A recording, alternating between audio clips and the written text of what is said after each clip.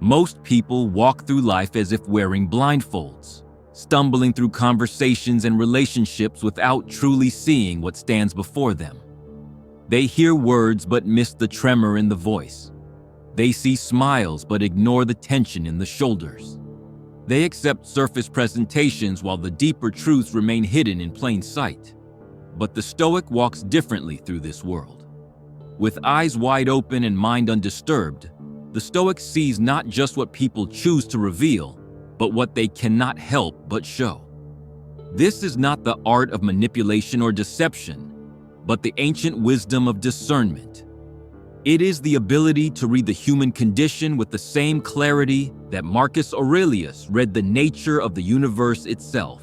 When you master this skill, you do not seek to control others, but to understand them so deeply that you remain unshaken by their words, unbothered by their masks, and undeceived by their performances. The first revelation comes when you learn to watch the body while listening to the words. Human beings are walking contradictions, and nowhere is this more evident than in the disconnect between what they say and what their bodies reveal. A person may speak of confidence while their hands tremble slightly. They may declare their honesty while their eyes dart away from yours. They may express enthusiasm while their posture shrinks inward. Seneca understood this when he wrote that we often betray ourselves through the very gestures we think we control. The Stoic observer learns to notice these subtle betrayals, not to judge, but to understand. When someone's words and body language contradict each other, the body is almost always telling the truth. The conscious mind crafts the message it wants to send, but the unconscious mind speaks through shoulders that tense, feet that shift, and breathing that changes rhythm. By developing this awareness, you see past the performance to the person beneath. Pay attention to what people never mention, for in their silence lies their deepest truths. Every person carries topics they circle around but never directly address. These are the spaces where their greatest fears, desires, and vulnerabilities live. The Stoic mind notices these patterns of avoidance like a tracker notices broken branches in the forest. When someone consistently changes the subject whenever discussion turns to commitment, you learn about their relationship with responsibility. When they deflect conversations about money, you glimpse their financial anxieties or perhaps their shame about wealth. When they avoid discussing their family, you sense the wounds that still bleed beneath the surface. Epictetus taught that what we avoid often controls us more than what we embrace. By observing these patterns of avoidance in others, you gain insight not just into their character, but into the universal human tendency to run from what we most need to face. The wise person notes these patterns without exploitation, understanding that everyone carries their own invisible burdens. Watch how people respond when pressure enters their world. For stress strips away pretense like wind strips leaves from trees. In comfortable moments, anyone can maintain their preferred image.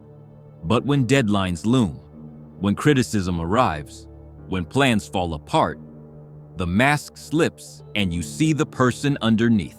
Some people become aggressive when cornered, revealing their need to control through force. Others retreat into themselves, showing their preference for withdrawal over confrontation. Still others begin to blame everyone around them, displaying their inability to accept responsibility for their circumstances. Marcus Aurelius faced the ultimate pressures of empire and plague, yet he remained steady because he understood that external circumstances only reveal what was already within us. When you observe how others handle pressure, you are not witnessing their creation of new character traits, but the unveiling of qualities that always existed beneath the surface. This knowledge helps you predict behavior, set appropriate boundaries, and respond with wisdom rather than surprise when people act according to their revealed nature. Sometimes the most profound communication happens in the spaces between words. The Stoic learns to read the weight of pauses, the significance of what remains unsaid, and the power of silence itself. When you ask someone a direct question and they pause just a moment too long before answering, that hesitation often contains more truth than the words that follow. When someone quickly fills every silence with chatter, they reveal their discomfort with quiet reflection. When others can sit comfortably in silence, they show a rare security with themselves and the present moment. Seneca wrote extensively about the value of silence, understanding that those who are comfortable with quiet often have less to hide and more to offer. By learning to be comfortable with silence yourself, you create space for others to reveal themselves naturally. You stop rushing to fill awkward pauses and instead allow them to exist, watching what people do when they think the conversation has ended. In these moments of perceived safety, people often reveal their truest thoughts and feelings. The clearest window into someone's character is how they treat people who hold no power over them and from whom they need nothing. Watch how they speak to the server who brings their coffee, the janitor who cleans their office, the stranger who asks for directions on the street. These interactions reveal the person's true nature because there is no advantage to be gained, no impression to be managed, no benefit to be won. When someone is kind to those who cannot help them, you witness genuine compassion. When they are dismissive or rude to those beneath them in status, you see their true relationship with power and respect. Marcus Aurelius, despite holding absolute power as emperor, wrote constantly about treating all people with dignity and respect. He understood that how we treat those who cannot benefit us reveals whether our character is genuine or merely strategic. The Stoic observer notes these patterns because they predict how someone will behave when the relationship shifts, when they no longer need you, or when they gain power over you. Learn to recognize the difference between confidence and insecurity, disguised as confidence. True confidence is quiet, steady, and has no need to prove itself. It acknowledges mistakes easily, asks questions without shame, and can say, "I don't know," without feeling diminished. False confidence, born from insecurity, is loud, defensive, and constantly seeking validation. It interrupts others, dominates conversations, and cannot tolerate being wrong.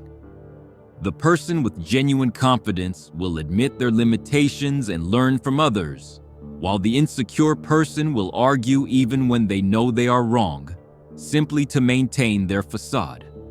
Epictetus taught that true strength comes from knowing yourself, including your weaknesses. When you observe this principle in others, you can distinguish between those who have done the inner work of self-knowledge and those who are still running from their own reflection. This understanding helps you respond appropriately to each type of person, offering challenge to those who can handle it and patience to those still struggling with their own acceptance. Notice how people speak about others when those people are not present, for this reveals how they will speak about you when you are absent. The person who constantly gossips about colleagues to you is undoubtedly discussing you with others. The individual who criticizes their friends behind their backs lacks the integrity to be trusted with your vulnerabilities. Conversely, the person who speaks respectfully about others, even when sharing legitimate concerns, demonstrates the kind of character that honors relationships even in absence. Seneca warned against the poisonous nature of gossip and backbiting, understanding that these behaviors corrupt both the speaker and the listener. When you observe how people handle the reputations of others, you learn whether they can be trusted with your own. The Stoic mind notes these patterns without participating in the negative speech, maintaining its own integrity while gaining valuable insight into character. Pay attention to how quickly people make promises and how consistently they keep them. Some individuals offer commitments easily, speaking grand words about what they will do, but their follow-through reveals a different story. Others are more cautious with their promises, but honor them religiously once given. Still others avoid making commitments altogether, preferring to maintain maximum flexibility, even at the cost of depth in relationships. Marcus Aurelius understood that integrity is revealed not in grand gestures, but in the consistent keeping of small promises. When someone says they will call you back and they do, when they commit to a meeting time and arrive punctually, when they offer to help and follow through without reminders, you witness the rare quality of personal reliability. These small acts of consistency predict how they will behave in larger matters of trust and responsibility. The master of reading people understands that this knowledge is not meant for manipulation, but for wisdom. When you can see clearly into human nature, you do not use this sight to take advantage of others, but to respond with appropriate boundaries, realistic expectations, and genuine compassion. You recognize that everyone is fighting battles you cannot see, carrying wounds you cannot heal, and struggling with fears you may not understand. This knowledge brings not superiority, but humility, not control, but freedom. The Stoic who sees deeply into human nature is liberated from the need to change others, fix others, or be disappointed by others.